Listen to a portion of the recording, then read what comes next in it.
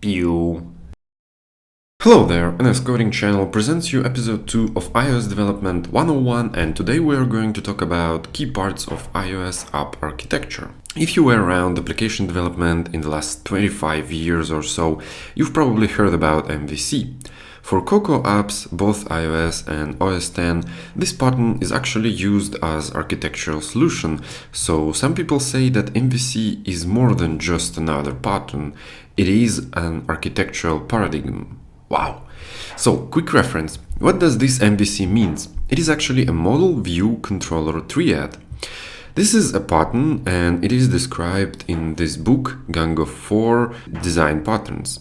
So, now let's talk about model. Model represents application object. It is what your application actually do if you will remove all user interface related things. As an example, think of a simple calc app. Your model is all that stuff that makes math, addition, subtraction, and so on. It operates only with numbers and gives some results. View is next in the list. It is how your model is represented to the user. In case of our calc app, it all these buttons and display. Controller is a connection between model and view. It defines how view will react on user input. Also, you may find words business logic. So in our calc app, it will be code that gets input from the display and pass it to the model. View is subscribed to the changes in the model. After user interacts with the view, it creates some input, and this input is passed to the controller, and then controller pass this to the model. And model operates with the data and then notifies view that something changed, and the view represents the results. Apple actually insists on using MVC. If you will create empty project, it will have storyboard as a view controller as a controller, but no model. MVC is good at resolving some problems and bad at some others.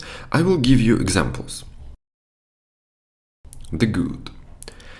Think of diagrams, pies, charts, this kind of stuff. You have your data collected in a TXT file, so this file is your model, and now you need to create UI for pie and chart diagram, and it will be your view. Then you will define behavior for connection between UI and the model, so it will be controller. So now let's replace model. Now it is CSV file. If you did everything right, you will need to make a little job to adapt new format. Everything else will work. So if you need another type of representation, you're just adding another view, and it will save you a lot of time. The bad.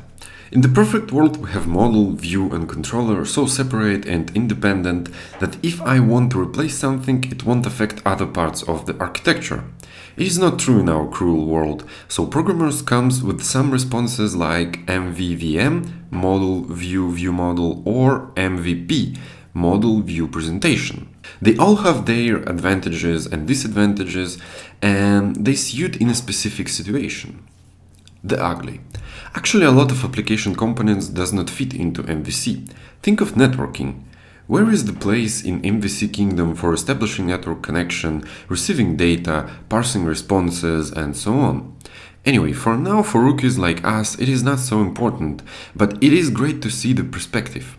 Don't think that everything that we have now in programming is great and works perfect. Use your brain and always think critically.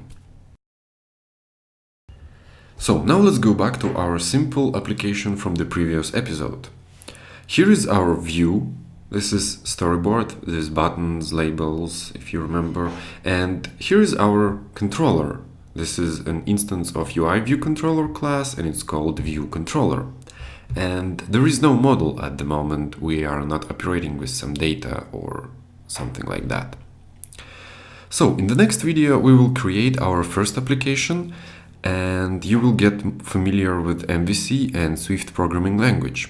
Your assignment for today is to read about MVC. You may find all the links in the description.